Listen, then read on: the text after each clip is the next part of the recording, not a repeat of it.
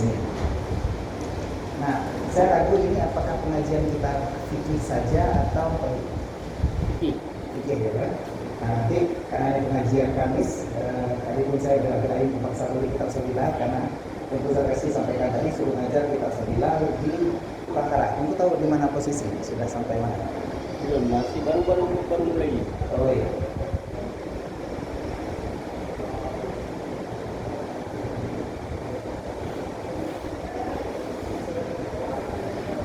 Pun tidak.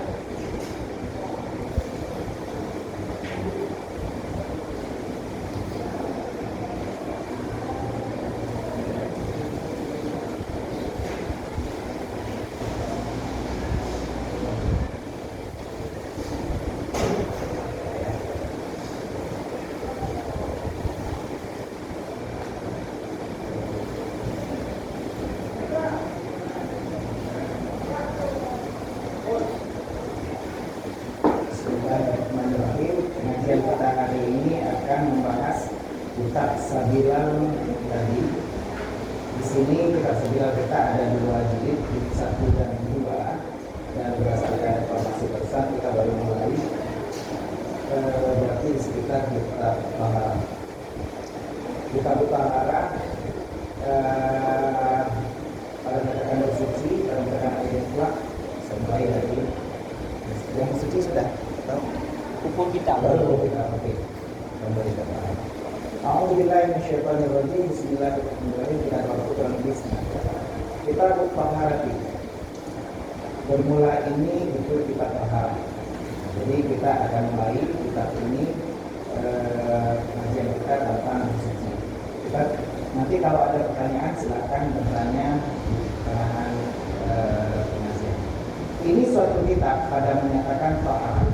Taharah adalah bersuci.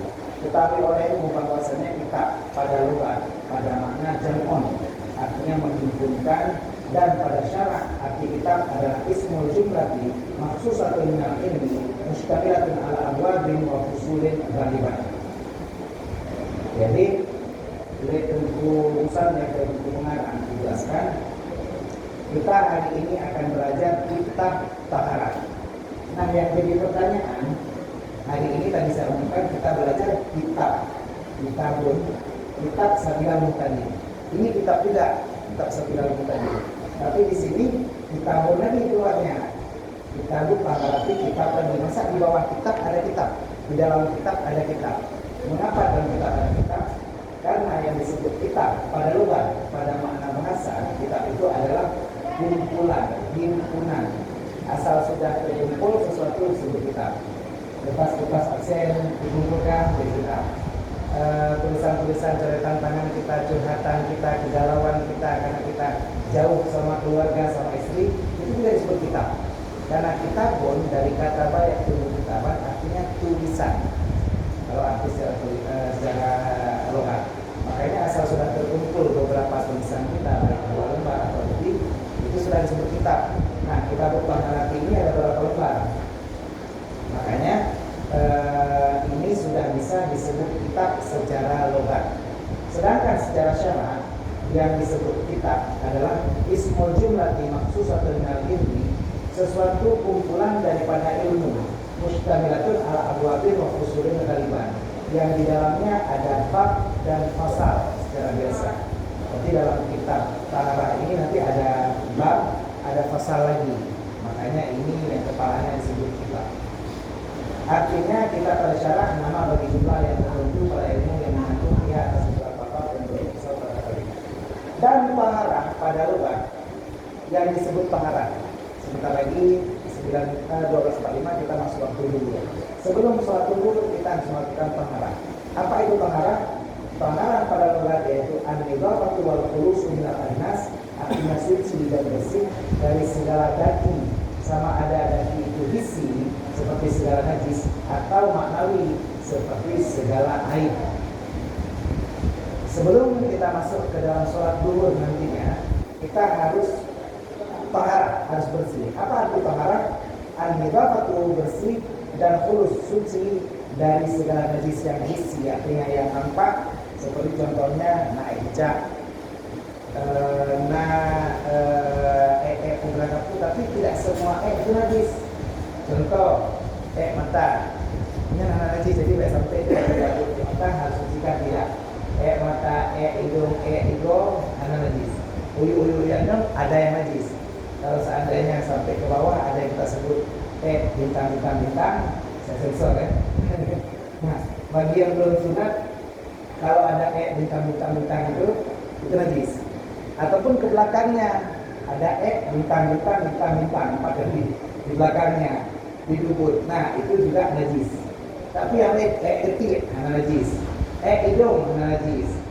Minum kecil masih najis. Jadi najis tidak najis sampai pegang. Walaupun itu kotor, tapi tidak najis. Nah, ada lagi yang tidak najis, contohnya yang ragu-ragu danyo. Contohnya seperti sarang laba-laba. Danyo ada dengan pergi ataupun dekat wudhu dan semuanya. Tiba-tiba tamat pintu, pintunya mungkin kurang bersih atau jendelanya. Muhammad sarang laba-laba tidak najis.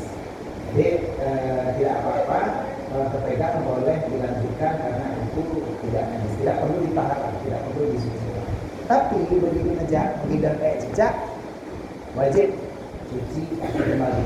Kalau kaki kita basah waktu pijaknya, maka area yang terpijak itu juga harus dicuci, minimal area sekitar tai pijak itu.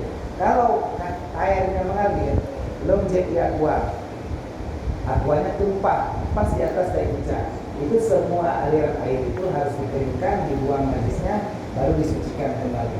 Jadi segitulah taharah yang harus kita lakukan sebentar lagi saat kita mau masuk waktu sholat duha. Ada yang kurang paham dengan langsungkan ya. Dan juga makna taharah pada logat termasuk membersihkan diri dari najis maknawi, seperti kita ada aib. Nah, kalau secara logat masuk itu juga. Jadi contoh kita di LP hari ini pesantren atau ini kita kan sedang proses pembersihan diri dari aib-aib maknawi kita. Yang mungkin kita pernah punya kesalahan, kecacatan, kesilapan dulu. Keluar dari sini kita akan bersih nama baik kita, insya Allah. Jadi tergantung, ada yang mau menjalani masa hukuman lama atau ada yang mau konversi ke cambuk misalnya. Mungkin jauh lebih cepat karena satu kali cambuk 10 bulan. Satu kali cambuk 10 bulan penjara atau konversinya. Jadi mungkin ada yang mau konversi ke cambuk, bagi yang belum putus atau belum juga bisa konversi karena itu jauh lebih cepat. Artinya pembersihan nama baik kita jauh lebih cepat prosesnya. Kalau mau membersihkan diri dari segala aib pada Tuhan. Adapun taharah pada syarak, maka ikhtilaf segala ulama pada menerangkan dia. Maka yang tersebut dalam Tuhfah Syekh Ibnu Hajar dan Nihayah Syekh Ramli, bahwa taharah pada syarak disebutkan dia atas 2 perkara. Yang disebut taharah pada syarak, kalau dalam Tuhfah dan dalam Nihayah ada 2 macam. Yang pertama, zawalul man'in nasi anil hadathi wan najasi. Artinya hilang tegak yang jadi dia daripada hadas dan najis. Yang pertama, yang disebut taharah adalah menghilangkan tegak, artinya larangan yang terjadi gara-gara ada hadas dan najis. Contoh hari ini kita mau sholat, kita selain menghilangkan najis seperti tadi tai pijak, kita juga harus menghilangkan hadas yang buklang melempor.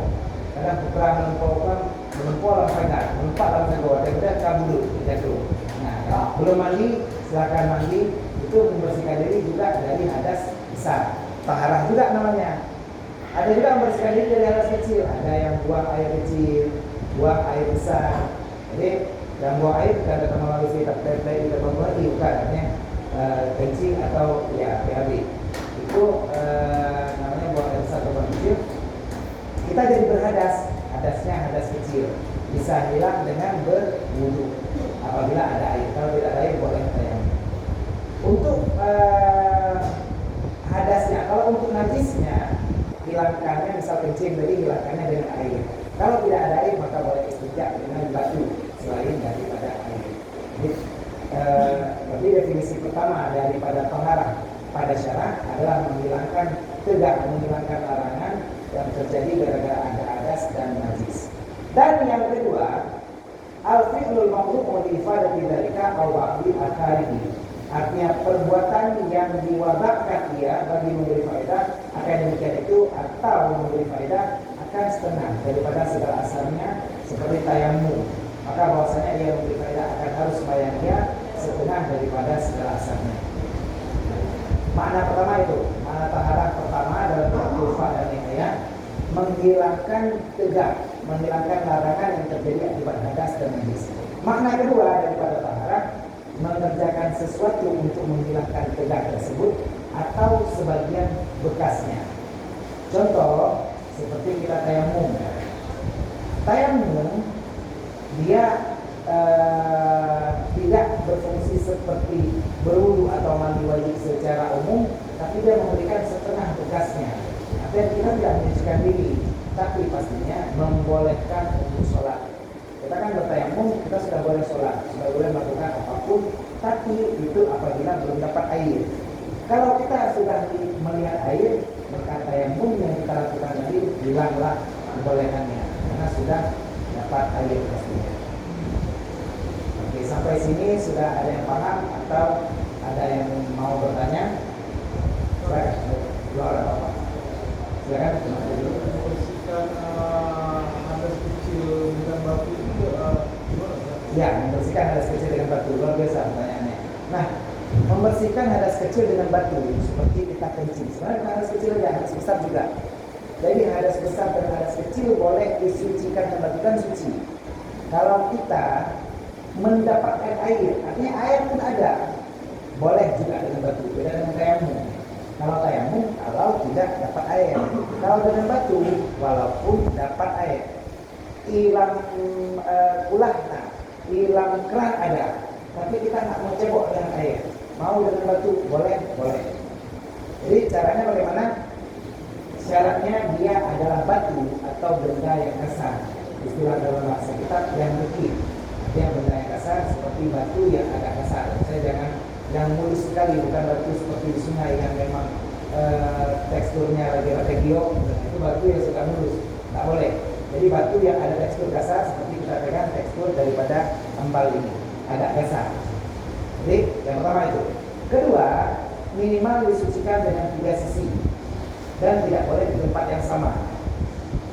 Ketiga, sudah hilang bekas najisnya. Nah, jadi misal kedua, tadi kan batu yang dekik sudah bisa paham ya, batu atau benda yang kasar itu boleh. Yang kedua 3 sisi. Tapi kalau batunya persegi, minimal 3 kali kita gosok di ujung kemaluan. 1, 2, 3. Ada 3 sisi yang tidak sama. Baksa.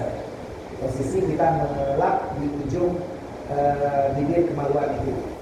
Dan yang ketiga syaratnya tidak ada lagi bekas najisnya. Artinya jangan sampai kencingnya masih keluar. Batu yang terkena kencing, batu itu najis. Ini kencingnya sudah habis. Kencingnya sudah habis, kita bersihkan ya, mungkin agak lucu karena bate. Iya. Nah, jadi tapi pastinya kencing sudah habis atau pak setelah jika putus. Kita sudah buang air besar, jika putus. Tom yang ikuacirit. Itu ciritnya tadi sudah tidak ada bekas lagi. Baru disucikan, ini kan menyucikan namanya. Sucikan dengan 3 kali gosok di batu di lubang di gelem bahasa Aceh di gelem lembu. Nah, di karang itu 3 kali dengan batu tapi posisinya yang berbeda. Sekarang sebagian ulama benda yang mungkin termasuk tisu toilet yang kasar. Jadi saat kita pergi ke toilet atau ke hotel atau kemana yang tidak ada airnya, hotel dan terakhir karena ini. Nah, WC ini model semprot tipe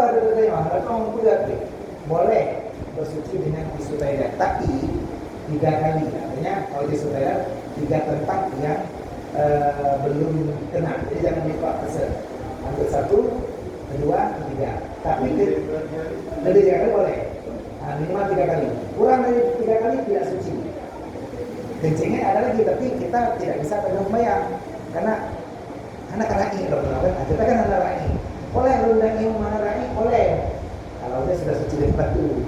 Ada kita dari ilmu karena anak menggunakan ra'i. Jir adalah ra'i, tapi sucikan dulu dengan batu atau dengan tisu. Tapi tisunya yang reki, bukan tisu facial tisu. Artinya yang tisunya bukan yang halus, yang kasar. Tisu toilet kan kasar ya, beda teksturnya. Jadi, tapi syaratnya harus hilang bekas dulu. Kalau bisa dipahami ya. Nah, memang dari pertanyaan tadi. Oke. Jangan menghilangkan hadas, jadi jangan menghilangkan najis. Iya. Karena menghilangkan hadas cuma dengan tembok dan air. Iya, betul. Bukan menghilangkan hadas, tapi menghilangkan najis. Karena kalau hadasnya itu seperti ini guru kita, ini beliau adalah guru di An-Nahlan, beliau adalah anak murid dari apa? Alhamdulillah satu bagus dari beliau. Yang beliau sampaikan itu yang perlu digarisbawahi. Kita tadi yang kita lap itu, kalau saya ada salah ucap, bukan menghilangkan hadas, tapi menghilangkan najis. Karena hadas bilangnya dengan wudu nantinya. Jadi bukan berarti tata lap dengan batai atau najis tadi langsung kita sholat. Wudu tetap harus. Kita menghilangkan najisnya. Tapi jangan sampai keluar kencing. Kita tidak dipakai liga. Artinya kencingnya sudah kering. Kita sudah kalau ibarat kencingnya kalau kita grehem, kalau kita urut sudah habis bekasnya, boleh disucikan dengan 3 kali usapan batu. Tidak harus batu, asalkan benda kasar bisa. Asalkan benda kasar boleh, kayu boleh, tapi jangan benda yang najis. Dengan saya pula adalah yang berparalel. Jadi benda yang saya. Kemudian tentang mimpi. Iya. Iya. Iya.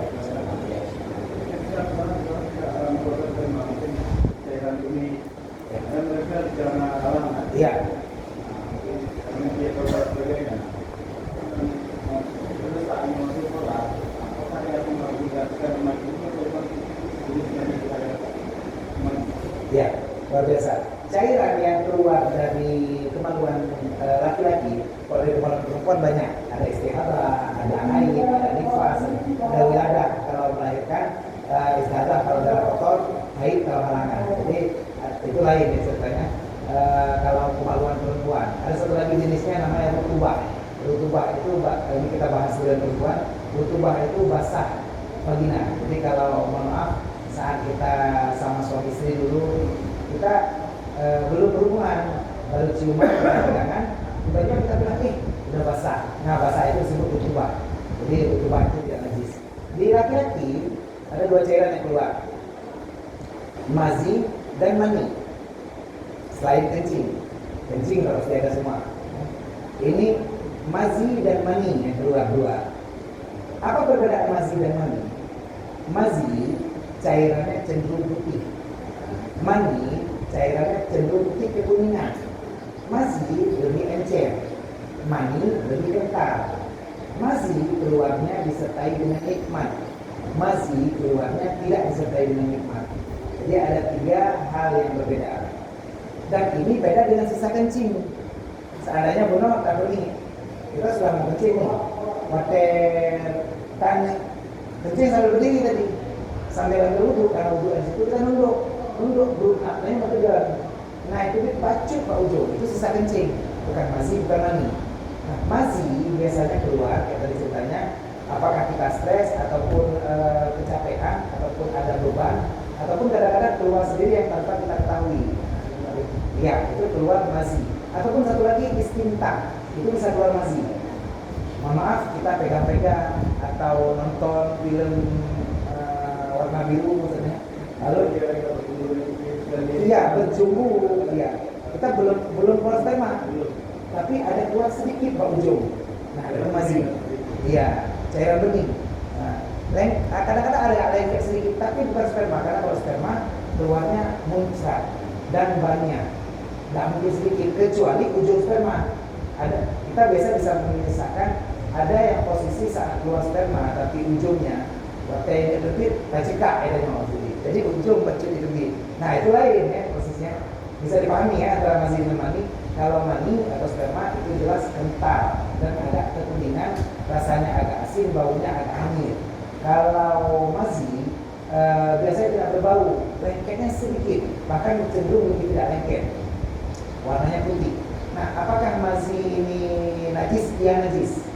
Biasanya. Mazi najis. Kalau mani tidak najis. Apakah? Iya. kita untuk mandi tidak, tapi kita harus berwudu lagi. Kalau akan keluar salah satu dari dua jalan, apakah sperma kita wajib berwudu? Tidak, kita harus mandi saja. Jadi dengan mandi tidak berwudu kita sudah bisa sholat. Kalau kita keluar sperma, misal kita berhubungan intim dengan istri, tidak keluar mazi langsung keluar sperma, karena kita langsung berhubungan. Saat keluar sperma kita mandi saja, boleh. Apakah najis spermanya? Tidak. Kalau kita yakin tidak keluar mazi sebelumnya. Kalau langsung keluar sperma tidak dicuci pun sah. Karena sperma yang keluar tidak najis. Kita mimpi basah, bangun pagi sudah keluar sperma, jelas sperma leket, pegang, baunya bau sperma. Kita wajib mandi tapi tidak wajib cuci karena ini bukan najis. Apakah jagung dan najis? Tidak. Karena spermanya tidak wajib cuci. Kalau betul sperma saja. Tapi kalau ragu, dia menempuh pulang karena ngaku kalian gambarnya. Pada kalian foto Luna Maya, gitu kan? Kalian Luna Maya. Pada kalian foto Luna Maya, tak kalian Luna Maya dan Ariel. Jadi kalau Luna Maya itu ngecum loh. Ngecum masa apa be? Mungkin bel Luna Maya masa ternyata bukan HP dia lah detik. Jadi bel masa detik dia ternyata bukan bel masa Luna Maya, bel masa detik dia. Nah, kita cum-cum Luna Maya ternyata kita mimpi besok paginya. Ditakutkan waktu kita tadi terangsang bisa jadi ada keluar sedikit di ujung. Nah itulah yang mazi, jadi tetap harus mandi. Tapi kalau memang keluarnya dengan mimpi saja, tidak ada istinta di awal, tidak ada istinta bernikmat-nikmat, istinta onani di awal, spermanya mani yang keluar itu suci, jadi bukan najis. Kalau mau dibersihkan lebih bagus, tapi artinya kita wajib mandi karena itu kena hadas besar. Masih, ya masih berwudu saja. Berwudu, ya Pak. Ya. Ya.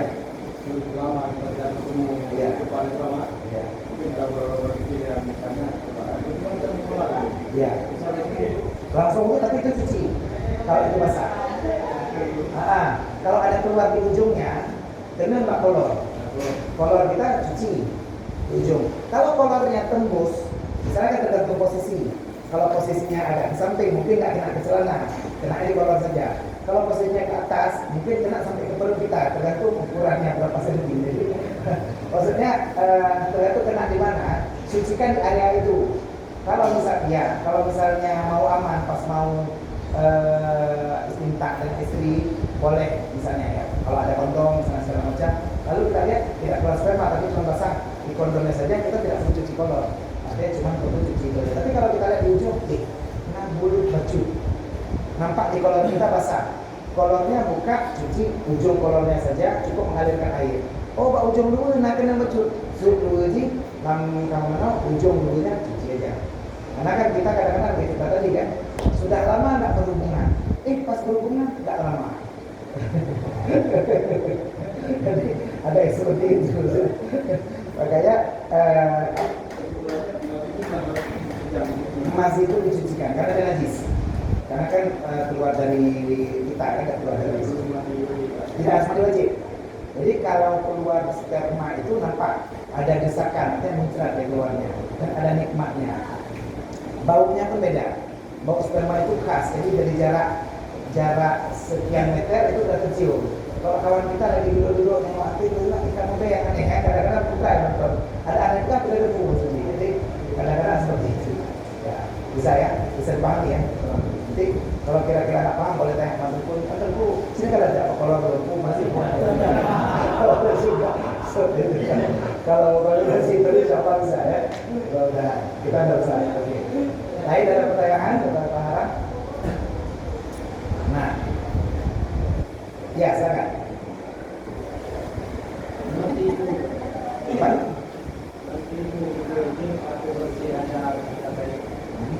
Nah, tisu, air kelapa, ya.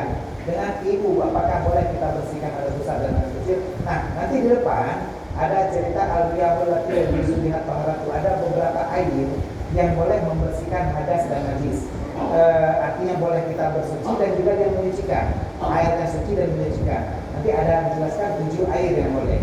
Jadi air sumur, air sungai, air hujan, air salju, nanti ada, air mata air juga ada, tapi tidak termasuk air kelapa. Ya. Kenapa air kelapa tidak termasuk, air kopi dingin tidak termasuk, dan teh ginseng tidak termasuk? Dia suci, tapi tidak menyucikan. Karena walaupun air kelapa diambil dari air hujan yang merembes ke dalam tanah, dikeluarkan melalui akar, diserap melalui batang, tapi prosesnya ada proses sehingga air tersebut masuk ke dalam cabang kelapa. Boleh bersuci dengan air kelapa, ini saya rekam. Boleh bersuci dengan air kelapa, apa boleh? Boleh. Apabila kelapanya lumung, dikurik, jatuh, airnya sudah habis, tapi masih ada di atas, perlu diuji dalamnya. Di dalamnya boleh, tapi namanya air hujan, walaupun dalam kelapa. Adapun buah lepir, ada uyuk. Buah lepirnya kayak kulit kayak karung, lalu kita mau diuji itu boleh. Tapi air kelapa yang rasanya manis, suci tapi tidak menjadi. Kalau ibu atau badannya tidak harus disucikan, tapi untuk berwudu dengan itu, bahkan mandi, ya teman-teman yang si ibu benar, ibu katalah, jadi iya beda jadinya, lebih mahal jadinya. Yang ibu kocok kan kelapa kerok atau kocok original atau pakai jeruk nipis gitu kan, walaupun nyoba kafe bisa 12 ribu, bisa 10 ribu. Pak kasih ibu loh, jadi udah mahal itu. Mereka tentu sebenarnya boleh. Apakah boleh dengan aqua? Boleh. Tapi aqua bahkan le mineralnya kayak begitu kita minum, kayak ada manis-manisnya gitu. Ya, apakah boleh begitu? Boleh. Karena secara proses dia suci dan menyucikan, dan kita tidak tahu karena menurut informasi manisnya itu bukan manis dari tambahan apapun, tapi dari mineral. Jadi sama lagi kita tung ismayangan yang itu, maka agak mamen. Itu nggak apa-apa, tapi itu mamen itu. Pak rasa agak-agak kek, tadi nakunya yang mengembangkan sampainya. Rezeki kita yo, rezeki kita. Nah, ada lagi pertanyaan mengenai juga? Yang sedikit, yang pakai. Air yang sedikit di Bonkaye. Lagu zaman dulu, bagaikan air di daun keladi. Itu air talas ya. Jadi embun atau air hujan yang menetes itu boleh. Jadi tacok di ontalas itu, kita kumpulkan semuanya air-airnya, kita bersuci itu boleh. Jadi saat kita dalam hutan, kalau kita dalam hutan, lalu ada air-air di air embun atau air hujan itu kan berkumpul ya, boleh kita satukan, kita berwudu itu boleh. Jadi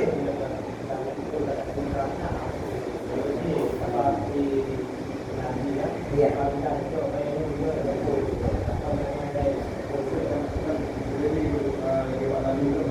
Iya. Kalau di airnya, tadi kan cara mencucikan, airnya harus mengalir.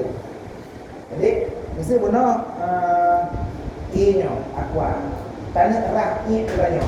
Baca ulai tanya rah mana? Boleh, airnya mengalir. Tapi kacau ulainya kecolok benar, boleh kan? Tidak boleh ya, boleh. Karena udut mungkin tidak tapi nggak boleh, karena air secara airnya yang untuk menyucikan harus mengalir. Jadi kalau air di rumput atau air di daun tadi, kapil-kapil kacau, kata kapil-kapil banyak lagi, bagian itu tak lalu karena airnya nggak mengalir nggak boleh. Malah akhirnya labuh lain, ambil airnya dikumpulkan boleh. Ada cerita tadi air embun kan, kalau air embun mau disatukan, bisa cerita prosesnya emang agak lama prosesnya. Atau yang lebih gampang, caranya kita ambil wadah, ambil ayam, misalnya berada di area yang nggak punya air, kita boleh ambil baskom, lalu taruh plastik, taruh batu di tengahnya, tapi jangan kena original baskom. Tunggu beberapa saat, itu nanti kalau diterima tangan ini, keluar air dari uap air. Uap air itu kan dasarnya hujan, itu air juga boleh dikumpulkan. Jadi, atau air embun dikumpulkan dengan cara seperti itu. Jadi ada daun yang diarahkan posisinya ke satu ceruk, ke satu arah. Nanti dia air embunnya menetes, pacok aqua, bukan dia pacok, kumpul di sini. Bisa. Ya. Saya ada lagi sebelum masuk ke dulu? Ya.